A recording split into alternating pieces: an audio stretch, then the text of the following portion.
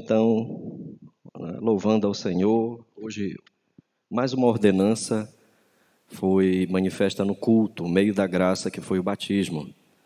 Então agora eu vou convidar os irmãos a ordenança central da fé cristã, do nosso chamado evangelho foi por meio da pregação.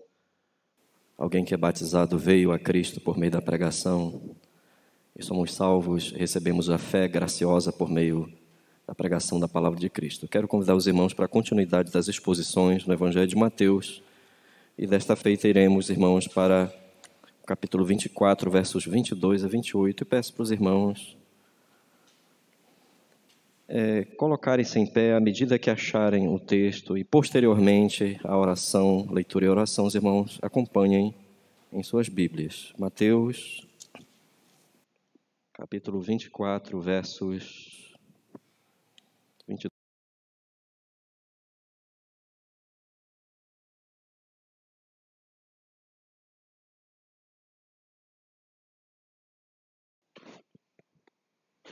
Mateus, capítulo 24, versos 22 a 28. Irmãos, na minha versão, dirá assim: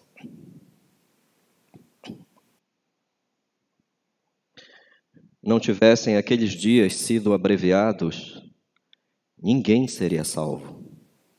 Mas, por causa dos escolhidos, tais dias serão abreviados.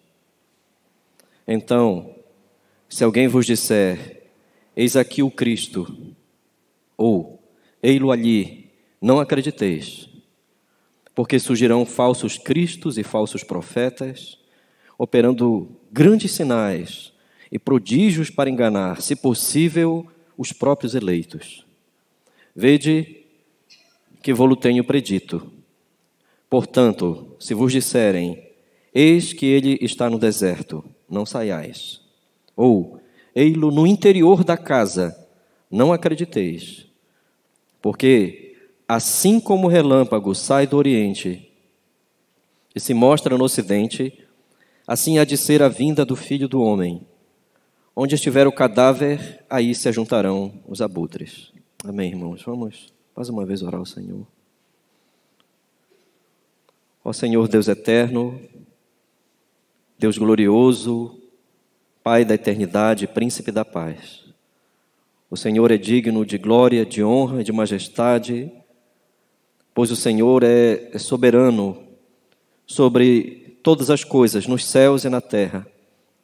Não há nada, Senhor, que fuja, que escape ou que não esteja sob o Teu poder, ó Pai, o Teu propósito, os Teus desígnios. O Senhor enviou o Seu Filho a este mundo de trevas e de morte para salvar o Seu povo, Senhor. Ele, ó Pai eterno, é a perfeita e exata manifestação do Teu ser. Nele habita corporalmente a plenitude da divindade. Ó Pai eterno, o Senhor é o único Deus verdadeiro e o Teu Filho é o nosso único e suficiente Senhor e Salvador, ó Pai eterno. E nós Te damos graças porque Ele é o Príncipe da paz. Ele é o Conselheiro, Deus forte. O Senhor manifestou plenamente, através do Seu Filho, os Seus propósitos. E agora, Senhor, sob a inteira dependência da graça que nos foi revelada em Cristo, que nesta noite nós estamos já testemunhando, Senhor.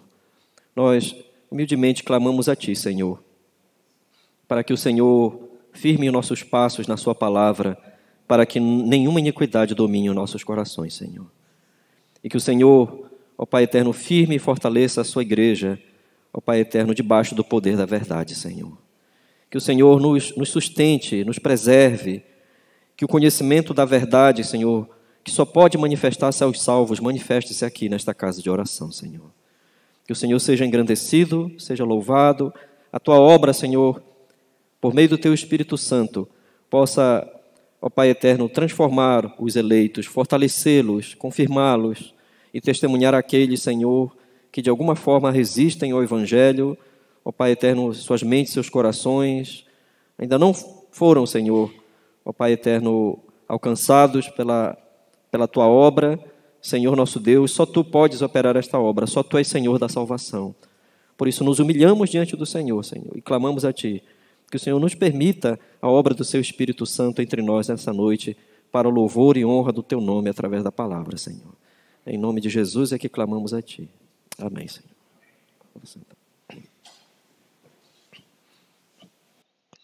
Meus irmãos, os versos 22 a 28 que nós estudaremos hoje retomam os assuntos do versos 4 a 14. Se você tiver a sua Bíblia aberta, você verá que os versos 4 a 14, meus irmãos, falam sobre o retorno de nosso Senhor Jesus Cristo, com base na expressão que nosso Senhor chamou de que esses sinais se agravariam como um princípio de dores, antes até o seu retorno ao mundo. Nos versos 4 a 14, meus irmãos, nosso Senhor começou a falar dos sinais gerais, que depois da sua ascensão até o seu retorno ao mundo, desde a sua morte e ressurreição até o seu retorno ao mundo, esses sinais gerais estariam se manifestando na sua vinda. Mas conforme nós vimos no domingo passado, os versos 15 a 21 representam uma quebra no raciocínio. Nosso Senhor estava falando já dos sinais que antecederiam a sua volta, mas os versos 15 a 21, meus irmãos, ele fala de algo que acontecerá imediatamente em menos de 40 anos após a sua ascensão aos céus. A destruição de Jerusalém e a destruição do templo. Quando ele fala no versículo 15, quando, pois, virdes o abominável da desolação, de que falou o profeta Daniel no lugar santo. Quem lê, entenda. Então, percebam que no início do capítulo 24, eles haviam feito pelo menos 2 perguntas ao Senhor. Quando acontecerão estas coisas? Ou seja, ele estava falando, nosso Senhor, no final do capítulo 23, início do capítulo 24, ele estava afirmando que o templo seria destruído. E ele estava se ausentando no capítulo 24 do templo para nunca mais voltar, como ele havia dito no fim do verso do capítulo 23, até que todos viessem a reconhecê-lo como Messias no dia do juízo. Então, ele disse, não me vereis mais, até que venham a dizer, bendito que vem em nome do Senhor. Então, meus irmãos, estes versos aqui, versos 15 a 21, representam, como nós vimos, uma quebra no raciocínio de nosso Senhor, porque nosso Senhor começa a falar agora sobre o juízo que ocorreria sobre o templo e sobre Jerusalém. Algo que, das 3 menções no livro de Daniel, apenas uma delas havia se cumprido no ano 168 a.C., que era, meus irmãos, a abominação da desolação, a abominação desoladora, aquilo que traz desgosto, aquilo que causa enjoo, aquilo ocorreria no templo, e o templo profanado não haveria mais adoração naquele recinto, que foi o que Antíoco IV Epifânio fez, meus irmãos, quando, depois de uma derrota para o príncipe novato no Egito, quando ele volta, ele, então, irado, invade Jerusalém, coloca um busto, alguns colocam, alguns acreditam que não foi uma imagem de Zeus Olimpo, mas foi um altar sobre o altar do Senhor no templo, e ele começa a imolar porcos para que o templo pudesse ser profanado. E nosso Senhor, então, vai utilizar 2 outros momentos da profecia de Daniel, no capítulo 9 e no capítulo 12. A profecia do capítulo 11, ele não cita, mas a ideia é que o capítulo 9 e o capítulo 12, meus irmãos, fazem referência exatamente ao momento em que ele se aparta de Jerusalém e a ira de Deus se manifestará como um grande juízo temporal sobre o povo eleito que rejeitou o Messias. Então, meus irmãos, agora nosso Senhor volta ao raciocínio dos versos 4 a 14. Ele volta a partir do verso 22 até o verso 28. Então, nos versos iniciais, versos 4 a 14, nosso Senhor havia falado com base no seu conhecimento especial do futuro, como se agravariam os sinais que levariam até o seu retorno ao planeta Terra. E ele retoma este assunto agora no verso 22, depois que ele falou algo sobre o juízo sobre Jerusalém. Eu espero que os irmãos lembrem novamente daquela ilustração das duas montanhas. Temos duas montanhas aqui, e uma está sobreposta à outra.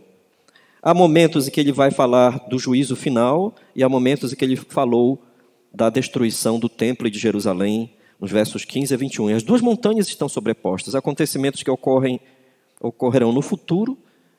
De repente ele volta a falar do que acontecerá de forma imediata, e de repente ele volta novamente para um acontecimento do futuro, do fim dos tempos.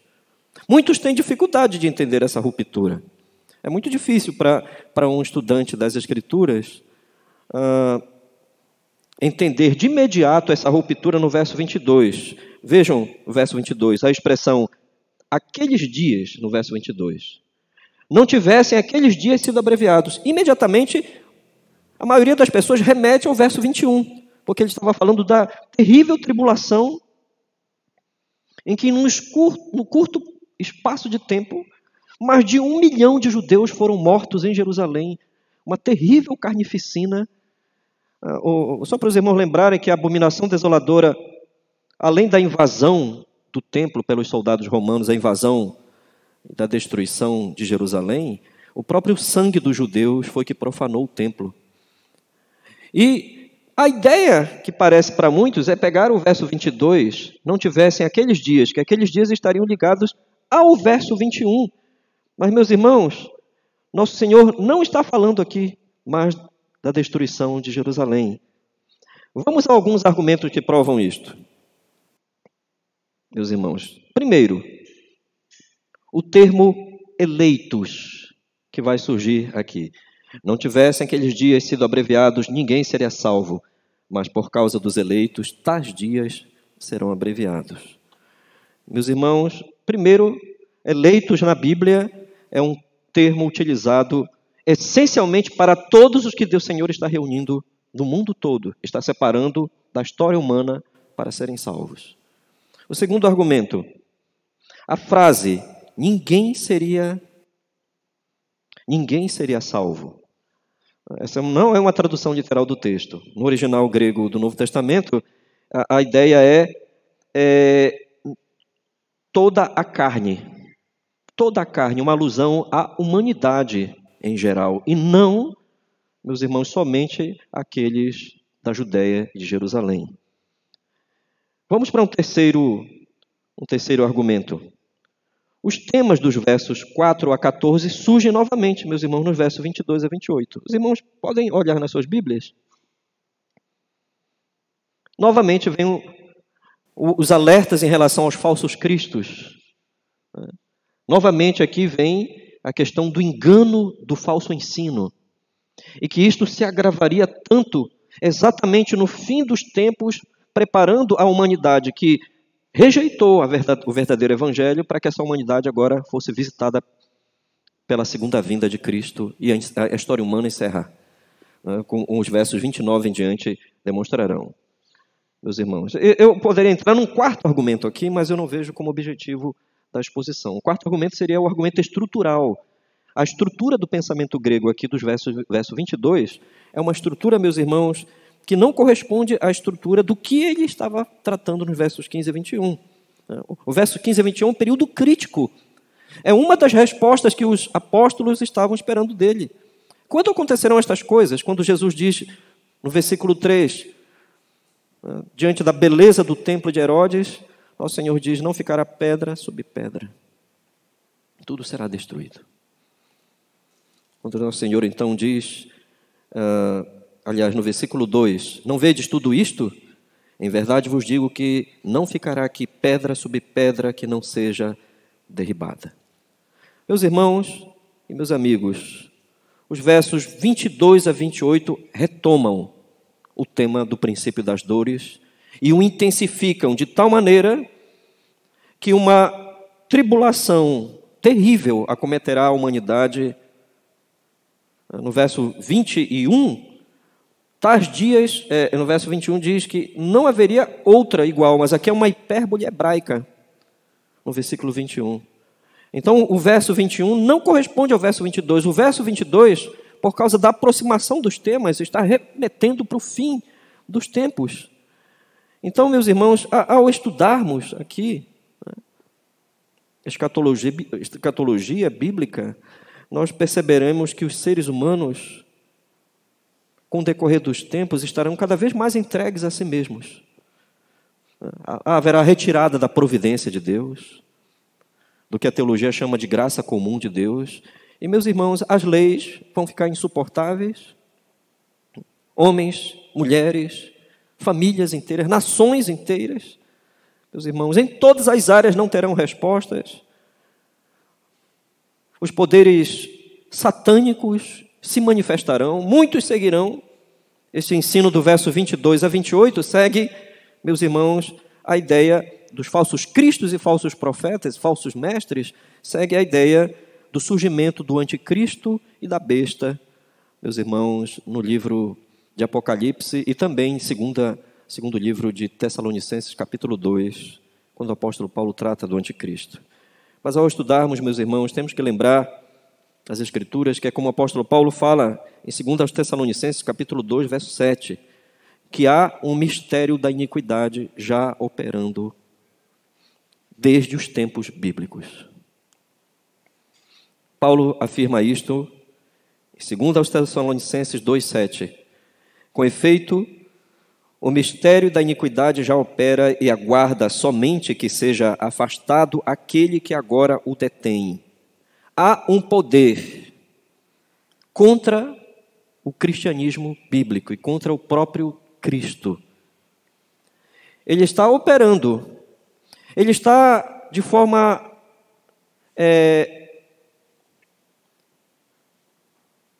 movimentando-se como uma semente do mal, mas não podendo ainda manifestar-se completamente. Há um poder organizado, altamente organizado, por trás, uma estrutura por detrás das estruturas, que nós não temos condições ainda de entender, de discernir totalmente, e esses poderes se opõem ao verdadeiro evangelho da graça, e ele tem as marcas do poder do diabo, mas isto ficará mais eficaz, mais visível na medida em que a providência de Deus for retirada e os tempos estiverem terminando. A Bíblia está dizendo que humanamente não haverá, de acordo com o ensino bíblico, não haverá nenhuma pessoa sem os sinais da graça de Deus na vida dessas pessoas, que escaparão quando esses sinais surgirem. Muitas interpretações vieram sobre 2 Tessalonicenses, capítulo 2, verso 7. Uma das interpretações que mais marcaram a história da igreja foi a de um homem rejeitado pela própria igreja católica no século IV, Ticônio. É o que está por detrás do ensino da cidade de Deus e a cidade dos homens, de Agostinho de Hipona. Então, a ideia de que o mistério da iniquidade é um mistério que está dentro da religião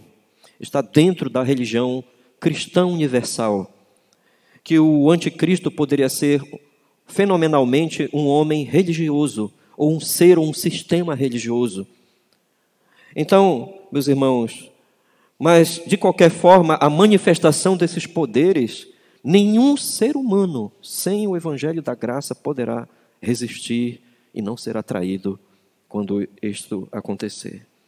Mas qual é a grandiosidade aqui, ao final das contas? Onde está a luz em todo este ensino de nosso Senhor, meus irmãos?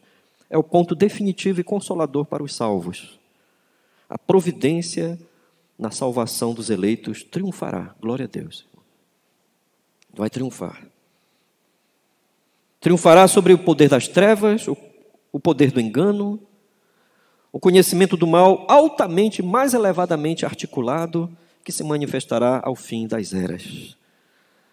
E nós não ouvimos apenas nosso Senhor aqui, meus irmãos, afirmar que estes dias serão tenebrosos, angustiantes, porque eles o serão.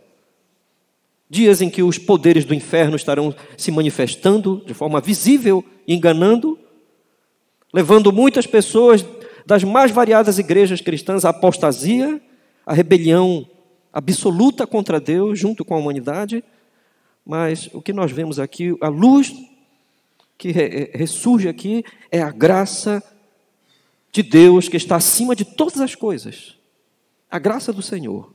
O poder da graça operando naqueles que pertencem ao Senhor, preservando-os totalmente, além de qualquer proteção, além de qualquer poder de manter manutenção, qualquer sustento, nenhum será suficiente para enfrentar esses poderes, mas a graça de Deus sobre os que lhe pertencem se manifestará. Que Deus seja louvado, meus irmãos.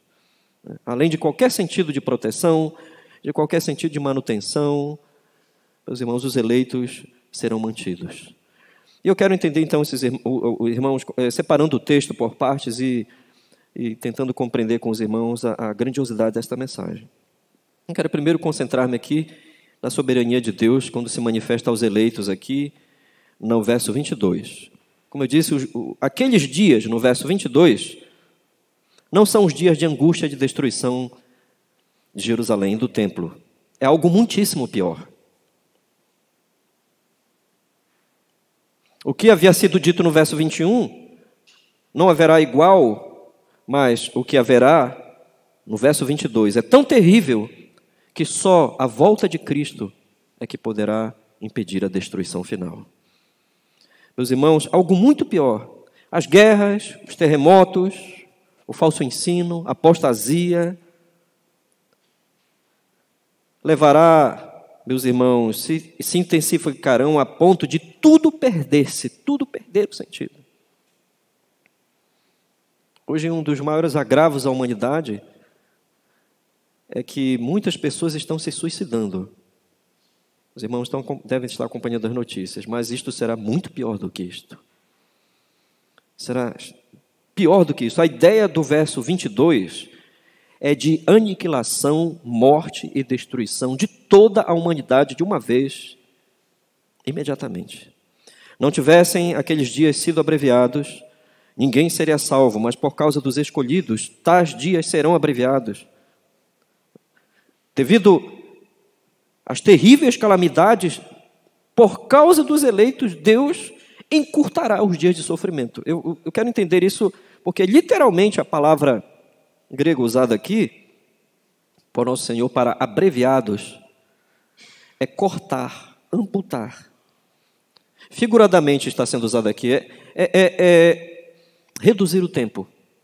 Deus reduzirá o tempo. Nosso Senhor está falando aqui profeticamente. As profecias, tanto do Antigo quanto do Novo Testamento, falam do futuro como se fosse passado. Então, Nosso Senhor aqui está dizendo: ninguém seria salvo se Deus não intervisse. Ninguém seria salvo aqui não significa que haverá outras pessoas mais que serão salvas segundo o Evangelho. Não. Significa que nenhum ser humano sobreviveria. Nem os próprios eleitos poderiam sobreviver se Deus, por causa deles, não intervisse exatamente nessa condição. Seria a morte geral, a morte absoluta, toda a humanidade. Os cataclismas anunciados aqui nos versos 4 a 14 se intensificariam. Nosso Senhor está falando de uma tribulação semelhante, se não a mesma, de Apocalipse, capítulo 11, verso 7 até o verso 9. E o livro de Apocalipse volta a este tema no capítulo 20, verso 3, a parte B do verso 3, e o versos 7 a 9, a parte A. Vamos ler pelo menos Apocalipse, capítulo 11.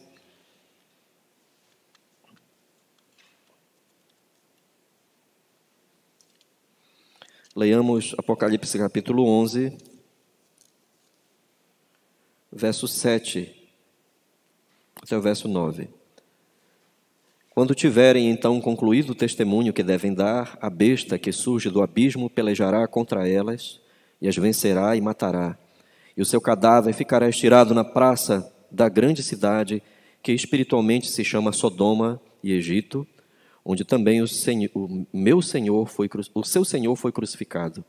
Então muitos dentre os povos, tribos, línguas e nações contemplam os cadáveres das duas testemunhas por 3 dias e meio e não permitem que esses cadáveres sejam sepultados. Vamos ao capítulo 20, irmãos, onde nós lemos a parte B do versículo 3. Para que não mais enganasse as nações até se completarem 1000 anos. Depois disto, é necessário que ele seja solto por pouco tempo. Versos 7 a 9. Quando, porém, se completarem os 1000 anos, Satanás será solto da sua prisão e sairá a seduzir as nações que há nos 4 cantos da terra, Gog e Magog, a fim de reuni-las para a peleja. O número dessas é como a areia do mar. Marcharam, então, pela superfície da terra e sitiaram o acampamento dos santos e a cidade querida. Desceu, porém, fogo do céu e os consumiu. Meus irmãos, este terrível período é o período de manifestação da besta, do falso profeta. É um período de tamanha angústia, trevas, que os próprios poderes demoníacos estarão se mostrando à humanidade por meio de sinais. Mas o texto está aqui, meus irmãos, mostrando os raios da soberania de Deus. Esses raios brilharão sobre os eleitos. A ideia-chave aqui é que não haverá uma morte violenta de uma vez de todas as pessoas por causa deles. Deus reduzirá o tempo. Meus irmãos, quão tremenda é a doutrina da eleição. É tão tremenda a doutrina da eleição, mas é uma doutrina tão rejeitada, que é impressionante que nos últimos dias, é exatamente por causa desta doutrina que haverá ainda a manutenção da vida. É exatamente por causa desta doutrina, porque existem eleitos, escolhidos por Deus desde a eternidade, os eleitos que estarão vivendo nessa época, nessa geração, e muitos abominam essa doutrina, este ensino. Mas quem salva, quem mantém, quem sustenta, quem preservará até o final é Deus. Leamos, meus irmãos, aqui um texto paralelo. Efésios capítulo 1, versos 4 e 5. Efésios capítulo 1, versículos 4 e 5.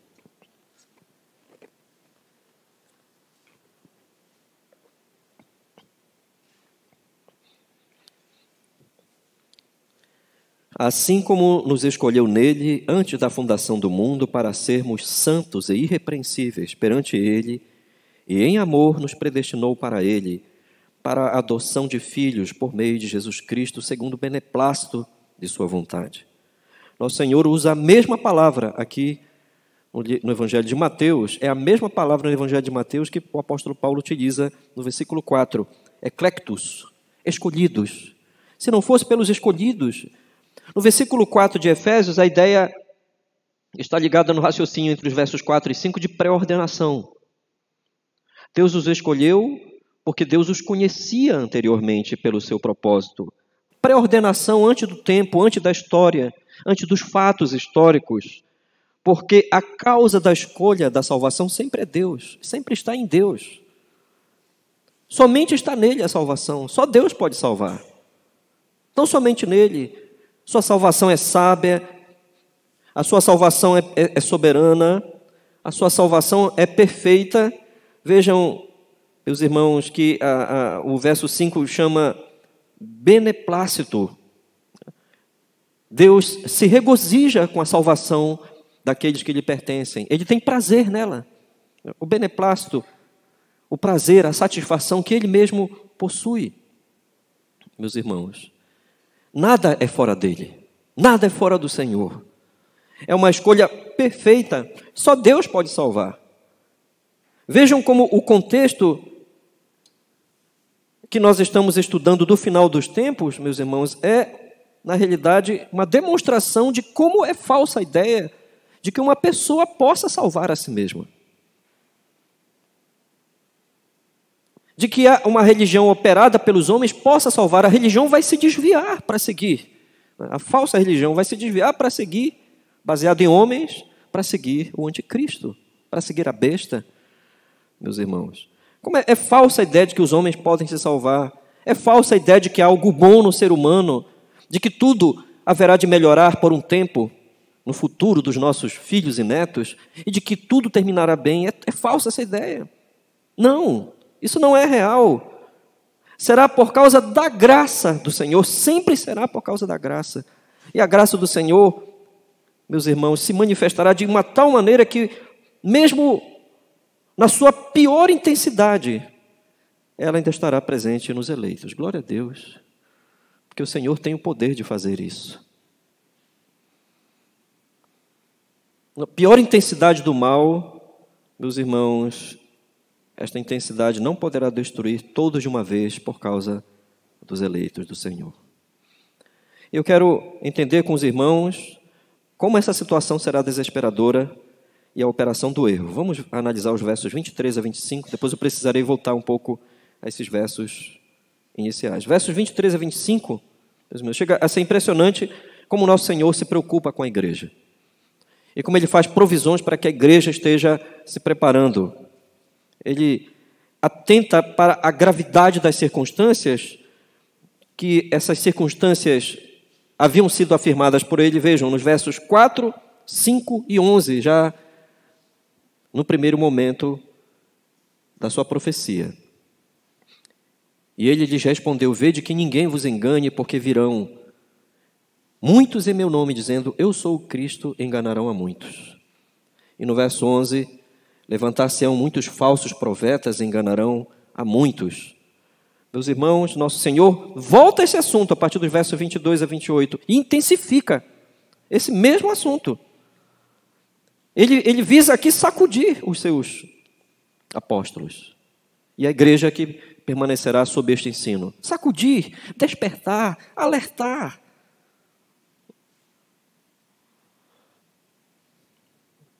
Haverá pessoas que nunca aceitarão o Evangelho e elas serão cativas desse poder de Satanás. Mas isso não quer dizer que esse poder não seja sedutor. O Senhor então declara no verso 23 que essas mesmas pessoas chegarão até aos salvos dessa geração e dirão, olhem, Ele está ali, aquele é o Cristo. E o Senhor Jesus está dizendo, não acreditem nestes falsos cristos, quando surgirem. Não haverá outro meio de salvação e de livramento. Nosso Senhor está afirmando isso porque, meus irmãos, no período de intensidade do mal, é que surgem os falsos ensinos que parecem trazer alguma solução.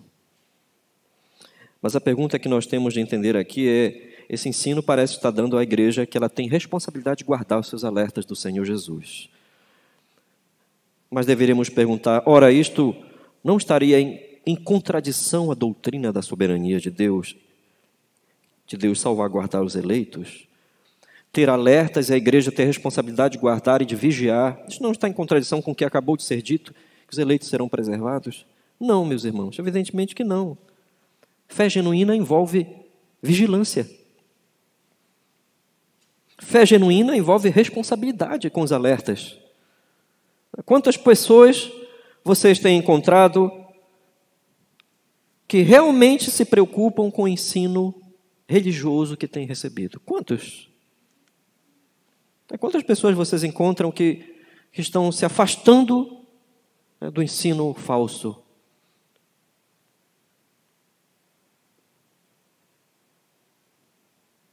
O que temos aqui nestas profecias de Nosso Senhor é um quadro dos tempos finais. Mas nós já vemos algo hoje, em nossos dias. O que se está dizendo é que quando estas coisas intensificarem, as condições deste mundo piorarem mais ainda, humanamente será impossível aos não crentes e a todos que rejeitaram o Evangelho, todos que já haviam tido alguma luz do Evangelho se manifestando a eles, será impossível não seguirem o poder das trevas. Vamos novamente a 2 aos Tessalonicenses, carta de Paulo, capítulo 2, versos 7 a 12. Nós lemos exatamente sobre isto, irmãos.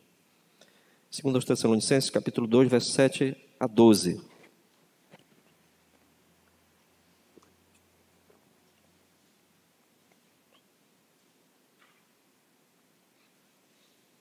Com efeito, o mistério da iniquidade já opera e aguarda somente a que seja afastado aquele que agora o detém. Então será, de fato, revelado o iníquo, a quem o Senhor Jesus matará com o sopro de sua boca e o destruirá pela manifestação de sua vinda. Ora, o aparecimento do iníquo é segundo a eficácia de Satanás, com todo o poder, e sinais e prodígios da mentira, e com todo o engano de injustiça aos que perecem, porque não acolheram o amor da verdade para serem salvos. É por este motivo, pois, que Deus lhes manda a operação do erro, para darem crédito à mentira, a fim de serem julgados todos quantos não deram crédito à verdade, antes, pelo contrário, deleitaram-se com a injustiça. Vejam que haverá sinais espetaculares, terríveis sinais, mas de uma ordem diabólica. Eles serão sinais acompanhados, vejam a expressão usada por Paulo, acompanhados de todo engano e injustiça. Ou seja, não são sinais autenticados pela genuína pregação do Evangelho, nem procedem de Deus e da justiça de Cristo. Isso significa que uma pessoa será atraída por estes sinais para negar absolutamente ao Evangelho e seguir, meus irmãos, a partir destes sinais, o que estará sendo ensinado. Eu quero que os irmãos entendam, diferentemente das operações de nosso Senhor e Salvador Jesus Cristo, que quando esteve neste mundo, cada milagre e cada obra e sinais de nosso Senhor são milagres que são autenticados pela pregação do Senhor Jesus Cristo e pelas profecias do Antigo Testamento acerca da sua missão. É como quando nosso Senhor mandou avisar aos discípulos de João Batista, quando perguntaram a ele, João Batista mandou que perguntássemos, és tu aquele que haveria de vir? Ou devemos esperar outro? Qual foi a resposta de nosso Senhor? Vão e digam a João, os cegos veem, os coxos andam, os mortos ressuscitam. Era o que eles estavam fazendo. E aos pobres é pregado o Evangelho. E bem-aventurado é aquele que não se escandalizar em mim. Nosso Senhor estava dizendo, é impossível fugir desses sinais à vista do ensino do Antigo Testamento. Não é isto que ocorrerá com esse gênio do mal e das trevas. Ele não terá autenticação bíblica. E é impressionante como cada dia nós temos mais religiosos que não sabem nada da palavra. Não conhecem nada das Escrituras. Apocalipse capítulo 13, irmãos, versos 13 e 14, declaram exatamente sobre uma besta que emergirá da terra e operará sinais. Vejam ali, meus irmãos, na linguagem figurada de Apocalipse capítulo 13, versos 13 e 14. Vejam, por favor.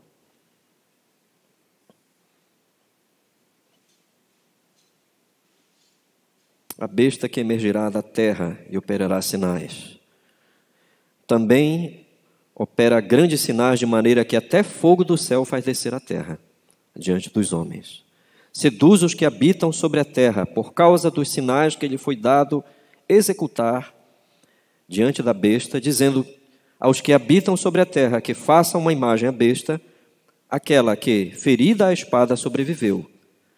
Este falso mestre seduz, diz o livro de Apocalipse, os que habitam na terra. Essa expressão, os que habitam na terra, não é para todos. Os que habitam na terra são aqueles que rejeitaram o Evangelho. Não são os salvos que estarão no mundo, meus irmãos. Apenas os salvos não aceitarão estes sinais. Novamente aqui a soberania de Deus traz à luz aqui a obra da graça, exatamente neste ponto. Porque surgirão, diz o Evangelho de Mateus, falsos cristos e falsos profetas, operando grandes sinais e prodígios para enganar, se possível, os próprios eleitos. Se possível, aqui, meus irmãos, quer dizer que apenas por causa da escolha divina, porque aquelas pessoas pertencem ao Senhor, se possível, quer dizer que apenas por causa disto eles não seguirão. Se possível significa impossível. Não por causas naturais, meus irmãos. Tanto que eu quero remeter a um elemento aqui da exegese. O verbo enganar aqui está no infinitivo. No infinitivo, quando se usa, por exemplo, nesse contexto do Novo Testamento, o infinitivo significa que há uma tendência geral. Todos vão aceitar isto. Já enganou a maioria quase absoluta da humanidade, mas veio também com a intenção de enganar os eleitos, mas não conseguirá. Significando que a tendência dos seres humanos será seguir isto, apostatar.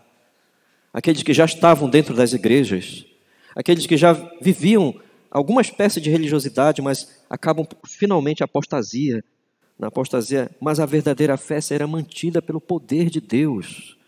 Este é o sinal da obra da graça. Deus autentica a sua obra nos que lhe pertencem. Deus autenticará. Eles não serão entregues a si mesmos, como quando a providência do Senhor retirar-se em relação aos não crentes. Eu quero ler com os irmãos duas passagens que elucidam isto. Vejam a primeira, em 1 de Pedro, capítulo 1, verso 5. A primeira epístola de Pedro, capítulo 1, verso 5.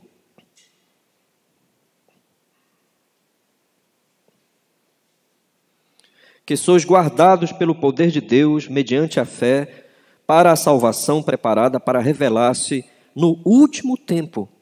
Até aquele último tempo, quem vai estar preservando os que pertencem ao Senhor? E a ideia de eleição é muito forte na primeira carta de Pedro.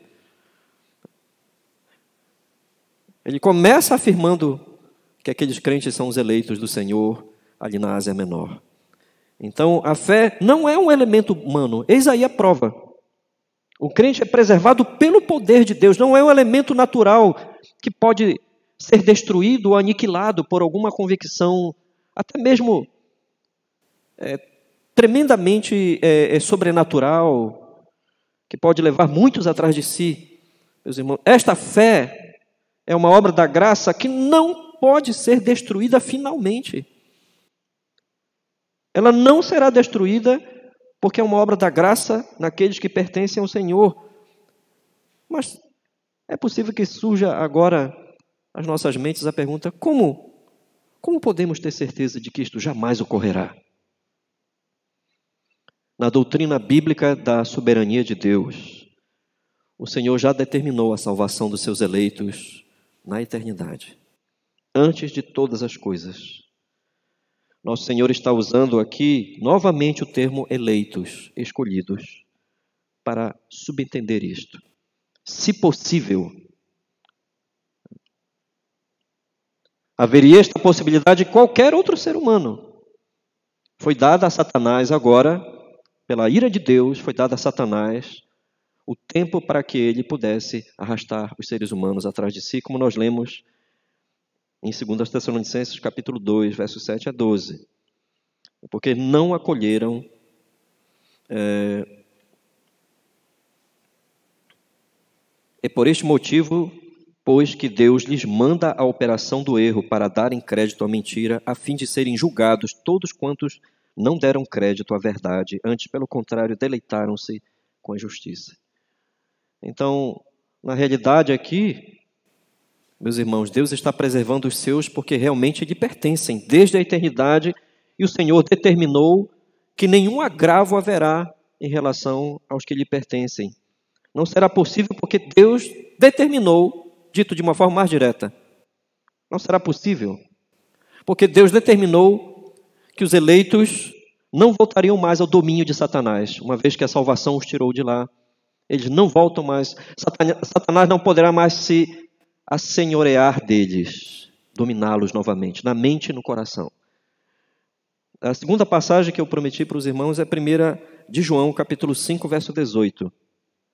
Vejam que passagem extraordinária. O consolo de todo crente verdadeiro.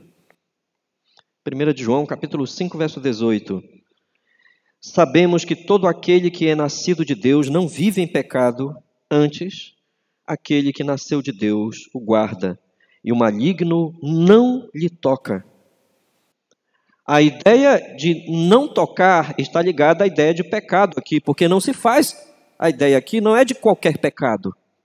Pecar, todo crente, por mais verdadeiro, peca.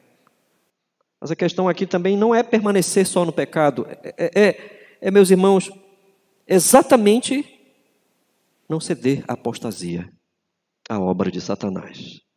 Não ser dominado na sua mente, no seu coração, não blasfemar contra o Espírito Santo, não ceder ao poder de Satanás em todas as suas investidas, de uma forma definitiva.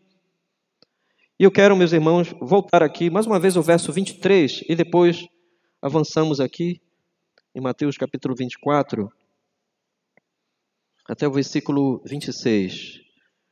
Vejam que agora o nosso Senhor faz provisão para que a sua igreja esteja preparada para discernir o seu retorno.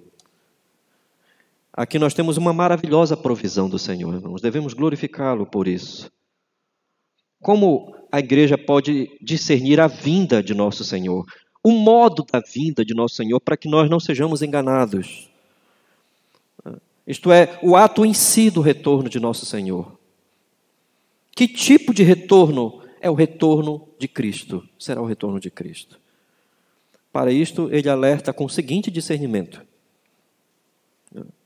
Não há apenas a questão dos sinais e dos milagres. Os falsos cristos e falsos profetas, mas a maneira como alguns estão afirmando que são Cristo voltando a este mundo. Vamos o primeiro alerta aqui, meus irmãos. Vejam, portanto, se vos disserem, as pessoas começarão a se envolver tanto no erro, pessoas envolvidas no erro vão ser os primeiros enviados deste poder das trevas a afirmarem. Vejam o que diz o verso 23. Se alguém vos disser, eis aqui o Cristo, ou ei-lo ali, não acrediteis.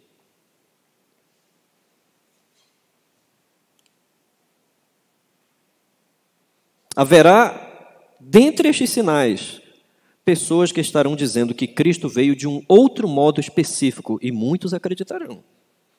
O apelo de vários grupos aqui são distintos nesses dois exemplos no verso 26. Alguns vão dizer, vejam no verso 26, portanto, se vos disserem, novamente vem a intensidade, novamente, eis que ele está no deserto, não saiais. Então, meus irmãos, a primeira coisa que vão tentar entender aqui é que Jesus, para muitos grupos, virá como Moisés, João Batista e outros servos do Senhor se mostraram no deserto. Então, Jesus estaria, então, no deserto. Mas temos outros ainda que afirmarão, ei-lo no interior da casa. No original grego, está no plural, ei-lo no interior das câmaras secretas. E prestem atenção que há um tipo muito sutil aqui de desvio da operação do erro e de Satanás. Por exemplo, os mormons. Os mormons ensinam exatamente isso aqui. Eles ensinam no seu grande centro mundial em Utah, nos Estados Unidos, os mormons ensinam que esta é a força da doutrina mormon, que Cristo aparece ali para os seus 12 élderes, os seus 12 apóstolos, no centro mundial dos mormons, que é em Utah. Então, ali, secretamente, de forma isolada, só entre eles 12, Jesus aparece de tempos em tempos. Isso já está ocorrendo. E muitos estão afirmando que Cristo, aqui, neste ensino aqui, há uma peculiaridade. Muitos estão ensinando ambas as expressões. Que Cristo está no deserto, que Cristo estaria nos recessos secretos, em salas secretas, para grupos específicos. Ambas essas expressões apontam para a falta de visibilidade. Os falsos profetas dizem que se coloque a sua fé num Cristo que é pouco visível, que não é visível, que não está em evidência. Você só tem que acreditar que Ele está ali. Há algo de muito sutil, como eu falei aqui, muito sutil, que muitos seguirão um Cristo que nunca se mostra. Que Ele estará presente em algum lugar onde você poderá ir, mas Ele não estará. Algo muito sutil aqui. Como, todavia, será a volta de Cristo? Será visível, diz nosso Senhor. Não ocorrerá dessa forma. Gloriosa, esfuziante, a todos, como um relâmpago. Um relâmpago que vai funilar a velocidade da luz, do Oriente ao Ocidente. Porque assim como o relâmpago sai do Oriente e se mostra até o Ocidente, assim há de ser a vinda do Filho do Homem. Estas várias formas de entender aqui parece ser uma coisa fácil de enfrentar, não é isso? Ah, pastor, mas por que tanta preocupação do Senhor Jesus Cristo? Se, estando este alerta aqui, meus irmãos, prestem atenção que é o próprio Filho de Deus que está alertando, porque há algo muito sutil aqui. Estas várias formas de entender o retorno de Cristo revela como a mentalidade humana será enganada porque sempre rejeitou o Evangelho. Muitas pessoas estão presas à ignorância de Cristo, exatamente não entendendo nem o significado da sua primeira vinda e nem entendendo a relação com uma segunda vinda. Muitos nunca entenderam que a primeira vinda era o estado de humilhação. Que Ele não foi sempre, humanamente sim, mas Ele não foi sempre um carpinteiro pobre, um homem trabalhador com as mãos marcadas pelo trabalho. Ele é o Deus eterno, o Senhor dos senhores, o Rei dos reis. Ele sempre foi Senhor e sempre será Senhor. Mas no primeiro momento, Ele exerce os seus ofícios de rei, sacerdote e profeta ungido pelo Espírito Santo no seu batismo. Ele exerce esses ofícios na humilhação. Apenas aqueles que são chamados pela graça do Senhor poderiam perceber. E assim, na sua vinda, a sua vinda será uma vinda gloriosa, em que sua glória se manifestará sobre toda a terra. E muitas pessoas ainda fazem confusão entre ambas as vindas de nosso Senhor. Muitos vão estar confusos de ser alvo da armadilha do diabo e do falso ensino, porque nunca tiveram qualquer apreço pelo propósito do Senhor. Sempre olharam para o Evangelho como uma resposta para a religião cristã, como uma resposta para os seus problemas, para a sua dor de cabeça, para o seu casamento em crise, por causa de uma doença. Mas esses dois momentos nunca foram vislumbrados sob a ótica real do Evangelho e o propósito de Deus para a salvação. O retorno de Cristo será visível, como diz Apocalipse 1:7, eis que vem com as nuvens e todo olho o verá. Quem quer que seja verá a Cristo. E no verso 28, vejam como nosso Senhor vai encerrando, nosso Senhor qualificará aqui, de uma maneira, como ele fala no versículo 27, gloriosa, mas ele qualificará aqui, num confronto com a condição do mundo na terra, no verso 28, ele qualificará com uma situação desastrosa, um estado desastroso. Seres humanos incrédulos se acostumaram com a ideia de que Cristo sempre foi alguém que está atrás de nós, que nós devemos fazer alguma coisa, ou rejeitá-lo, ou aceitá-lo, ou deveríamos emocionalmente nos voltar para Ele, mas sem entender a razão de ser o Evangelho. Isto nunca foi realmente pertenceu à obra de Cristo. Isso foi um evangelho humano. Isso foi um evangelho criado por homens, não o evangelho de Cristo. Sem entender a sua primeira vinda, não podemos entender e nem nos preparar para a sua segunda vinda. Meus irmãos, muitos ainda estão presos à ideia de um Cristo da primeira vinda, e de forma ainda totalmente errada. Um Cristo que sofre, que está nos pedindo algo, que nos ama, mas talvez nos salve, ou então talvez nós o aceitemos. Muitos não escaparão por causa dessa errônea ideia e nunca tentaram para o seu retorno em glória da sua obra consumada uma vez na sua humilhação. O verso 28 encerra com um dito proverbial, irmãos. Por isso nosso Senhor agora conjuga os dois quadros de forma tão terrível, né? O verso 28 vai dizer: onde estiver o cadáver, aí se ajuntarão os abutres. Nosso Senhor está tirando aqui uma expressão proverbial de Jó, capítulo 39, verso 30. Quando Jó falou das águias, e ao final ele diz: onde há mortos, ela aí está.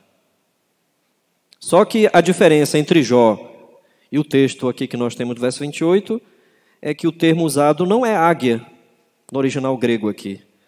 É abutre. É o abutre que está sobre a carnificina. O seu retorno se dará quando o juízo sobre a condição humana estiver na hora. Então, o retorno visível de Cristo estará às portas quando o mundo tiver sucumbido e o mundo estiver preparado para o juízo. A volta de Cristo se dará como quando, da mesma forma que os abutres descem sobre a condição podre de um mundo decaído. Onde estiver o cadáver, aí se ajuntarão os abutres. Esse provérbio é uma maneira profética de dizer que algo vai acontecer de qualquer jeito. Algo vai acontecer de uma forma definitiva e certa. O quê? Quando o mundo estiver pronto para o juízo, apodrecido como carnificinas expostas, o retorno de Cristo será visível. A volta de Cristo se mostrará e virá ao mundo para julgar este mundo e trazer salvação aos seus eleitos. Amém, irmãos. Vamos às lições para encerrarmos então essa exposição. Primeira lição, irmãos. Algo que os crentes de nossa geração muito precisam, com urgência, é voltar à doutrina da soberania de Deus em sua salvação. Uma das coisas que nós mais necessitamos hoje em dia é voltar a esta grandiosa doutrina da soberania de Deus. Não há ensino mais necessário para a igreja, irmãos, nos nossos dias, do que o ensino da soberania de Deus sobre a nossa salvação. Esta é precisamente a razão. Precisamos voltar ao ensino bíblico, que Deus está conduzindo a história, que Deus é Senhor da história, que Deus é Senhor da salvação, que Ele disporá todas as coisas segundo o seu propósito e manterá a salvo o seu povo e o guardará e o preservará até o fim, que nenhum dos que lhe pertencem realmente se perderão eternamente. Se perderá eternamente. A soberania de Deus é a doutrina bíblica que demonstra que Deus não perdeu o controle. Nós temos consolo nessa doutrina. Nós temos fortalecimento nessa doutrina. Ninguém sofrerá mais dos que pertencem ao Senhor. Ninguém mais sofrerá a destruição eterna diante do poder de Satanás, que cada vez mais estará investindo contra os propósitos de Deus. Em todas as épocas, o consolo de Satanás levando tantas pessoas atrás de si, quando tudo estiver se perdendo. Meus irmãos, há um raciocínio que se completa aqui, eu queria também citar isso para os irmãos. Vejam que entre os versos 4 a 14, muito se falou em perseverança. Aquele que perseverar até o fim, ou seja, aquele crente que não esfriar na fé, não esfriar no amor por seu Senhor, aquele crente que não se deixar levar pelos escândalos que surgirão, os falsos ensinos, esse, será salvo. É essa pessoa que é um dos eleitos do Senhor. Mas aqui, meus irmãos, no verso 22 a 28, quando o fim estiver chegando e a gravidade intensificada, onde tudo parece estar perdido, agora se fala na soberania do Senhor, os eleitos do Senhor, os que pertencem ao Senhor. Deus os protegerá. Deus impedirá que eles sejam arrastados pelo erro. É a eleição do Senhor que não permitirá isto, aliás. Não são os propósitos do próprio crente, não é a vontade do próprio crente. Deus vai entregar a humanidade a si mesma. Deus entregará os seres humanos que rejeitaram finalmente o Evangelho.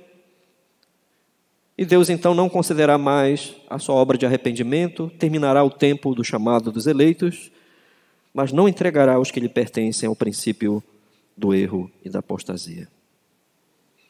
A salvação dos eleitos é tão perfeita, é tão justa. A salvação dos eleitos é tão providente, é tão onipotente, é tão santa quanto o próprio Deus. Por que nós precisamos desta doutrina? Porque a igreja precisa entender, novamente, que não é um ser limitado que está lidando conosco. Glória a Deus. Não é um ser que pode ser barrado por alguma circunstância, algum elemento ambíguo. Não é um ser que está numa luta com Satanás e ninguém sabe o que vai acontecer. Não, meus irmãos. É o Senhor dos senhores, Rei dos reis, o que fez os céus, a terra e tudo que neles há. Como afirmou um dos profetas no Antigo Testamento que mais falou sobre a eleição, que mais falou sobre predestinação, foi o profeta Isaías, como ele afirma no capítulo 46, verso 10, o Senhor dizendo por meio do profeta, o meu propósito será realizado. Deus vai realizar o seu propósito. A doutrina da soberania de Deus impede os salvos de se desesperarem. Meus irmãos, lembrem-se que se estiverem passando algo, que pensarmos que nós não vamos superar aquilo, não vamos avançar, lembrem-se, se Deus não permitirá que o maligno nos toque, no final dos tempos, quando tudo estiver absolutamente fora de controle, quanto mais o Senhor não está agindo hoje na sua vida. Quanto mais o Senhor não está no controle hoje. Confie no Senhor. Não se desespere. A salvação não está em nós por uma obra nossa, está por uma obra da graça de Deus, do poder de Deus, que é infindo, é eterno, é supremo. Vamos para uma segunda lição, irmãos, deste maravilhoso ensino. A obra da graça nos salvos não é algo a parte dos alertas de nosso Senhor sobre os perigos espirituais. Bem, se nosso Senhor falou tanto e por 2 vezes da soberania e da eleição, por que então nós temos que ser alertados? Por que nosso Senhor intensificou isto? Nós deveríamos prestar atenção. Tantas vezes Ele intensifica isto, é muito forte a intensidade com que Ele volta ao assunto. Vede que vô-lo tenho dito. Estou falando isto a vocês. Ele volta ao assunto. Meus irmãos, por que é tão necessário? Porque apenas quem conhece a Cristo conhece a sua voz e o segue. Apenas quem conhece a Cristo permanece atento à sua direção. Ele mesmo disse certa vez, as minhas ovelhas ouvem a minha voz e elas me seguem. Este é o sinal distintivo entre os eleitos e os não eleitos. É o sinal mais distintivo. Vocês verão sempre no decorrer da experiência religiosa nas igrejas, pessoas se afastando da palavra. Mas as ovelhas de Cristo vão sempre ouvir a sua voz. Os salvos ouvem os alertas. Os salvos são treinados, são doutrinados, são preenchidos com o ensino verdadeiro, até o ponto de estarem preparados para enfrentar o mal. Há perigos espirituais. Esses perigos espirituais se mostrarão com tamanha intensidade no final dos tempos, mas esses perigos espirituais já estão hoje se mostrando. Há terríveis manifestações das trevas e de Satanás ainda hoje. E nós devemos ser treinados. Devemos estar sendo preparados pelo Evangelho meus irmãos, e Cristo seja o Senhor de nossas vidas, demonstrando-se isto hoje, ao recebermos a sua palavra.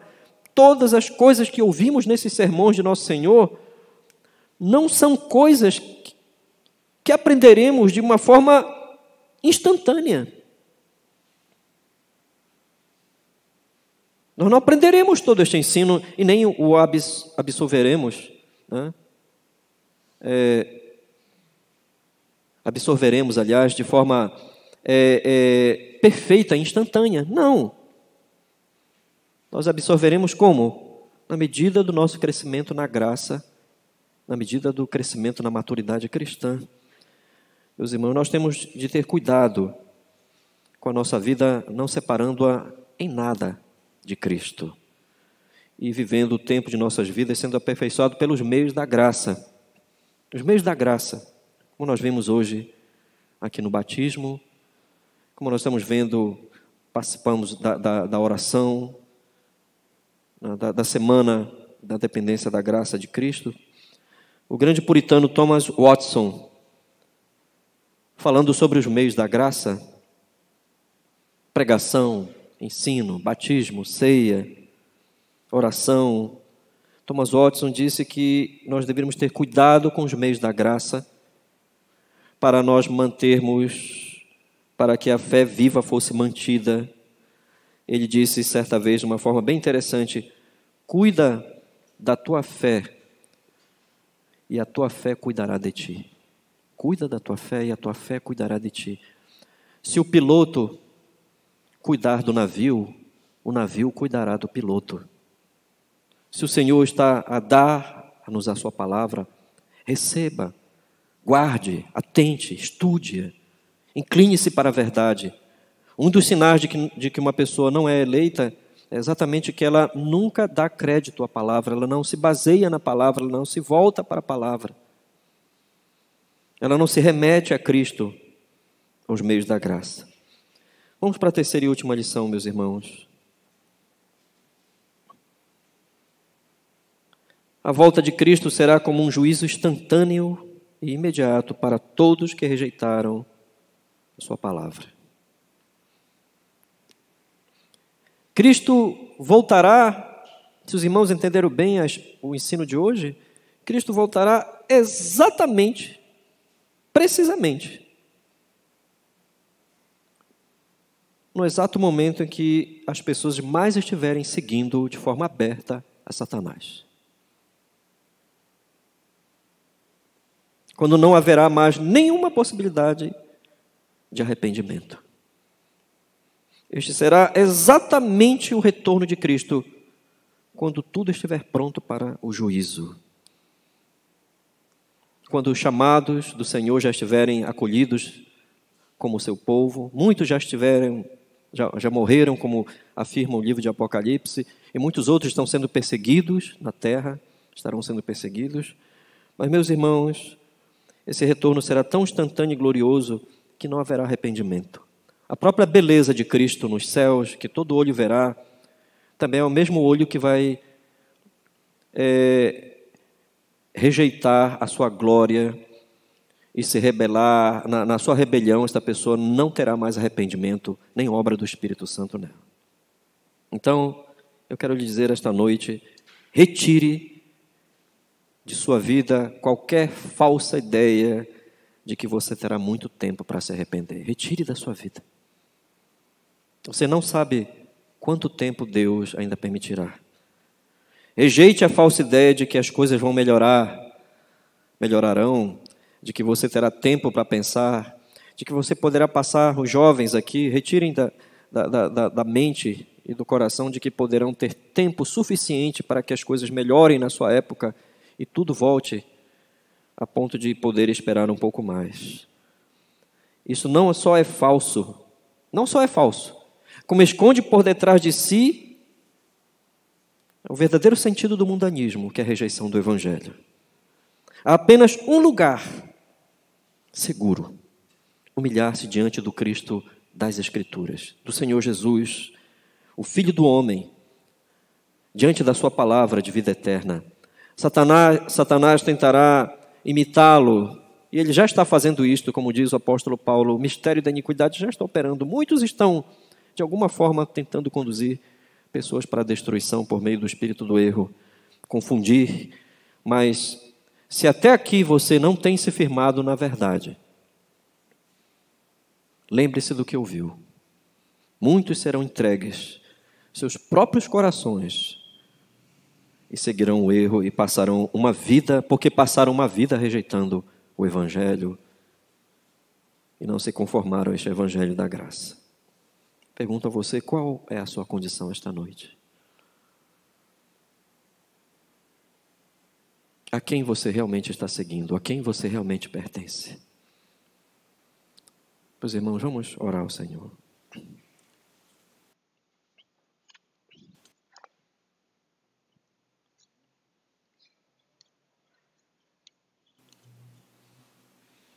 Oremos.